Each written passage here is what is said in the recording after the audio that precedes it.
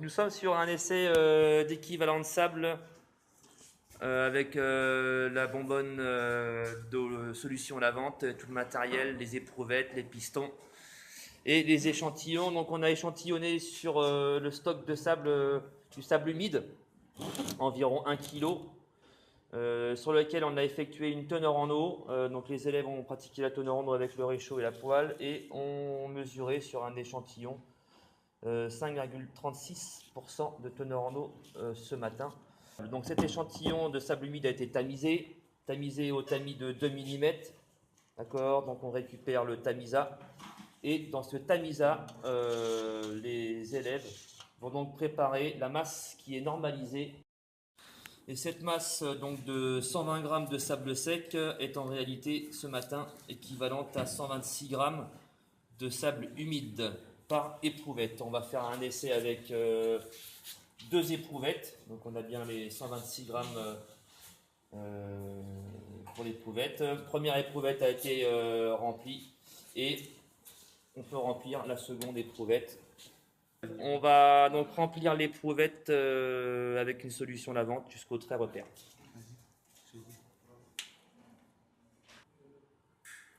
Vous visez bien vraiment le bas du ménisque. Oui. Ok, donc on peut verser l'échantillon de sable humide à 126 g dans cette éprouvette.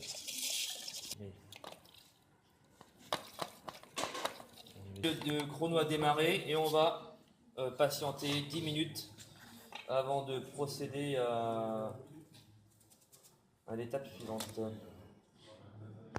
Okay, donc les 10 minutes sont terminées. On va passer maintenant l'éprouvette dans l'agitateur pour procéder donc à la seconde étape. Donc on bouche l'éprouvette. Bien, bouche-la bien.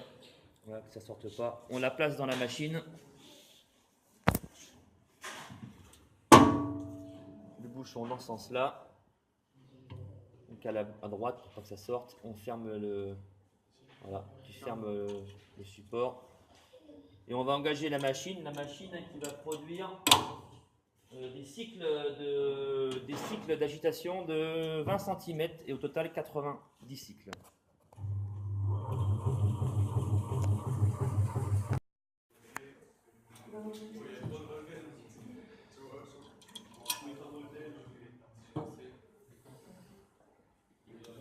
Voilà, tu peux faire tomber déjà la main.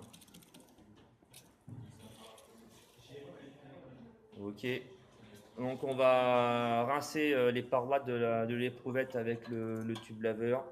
On va partir d'abord du haut et on va rincer les éléments. Donc tu peux tourner, voilà, faire tomber les éléments le plus possible. Et on s'arrêtera quand on sera rendu au trait repère.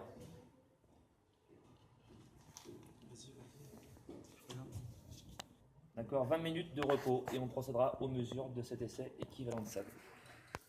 Donc tu descends tout doucement jusqu'en bas, sans trop agiter, parce que forcément si tu fais agiter, toutes les particules fines vont se soulever. 11,5. Donc 11,5 cm, c'est H1. On va contrôler que c'est bien la même au piston. Donc tu fais une lecture à peu près 8,5 et si on mesure ici, on devrait retrouver la vraie valeur, celle qui va être retenue en haut.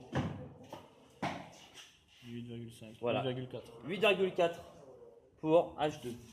Donc on va pouvoir procéder au calcul du pourcentage d'équivalent de sable. Ok, donc la première éprouvette est à 73% en équivalent de sable. Voilà le résultat final de cet essai équivalent de sable. 73, une éprouvette, 72, la seconde éprouvette, donc c'est assez proche, c'est rassurant. Moyenne 72%, donc il ne reste plus qu'à faire l'analyse de ce sable.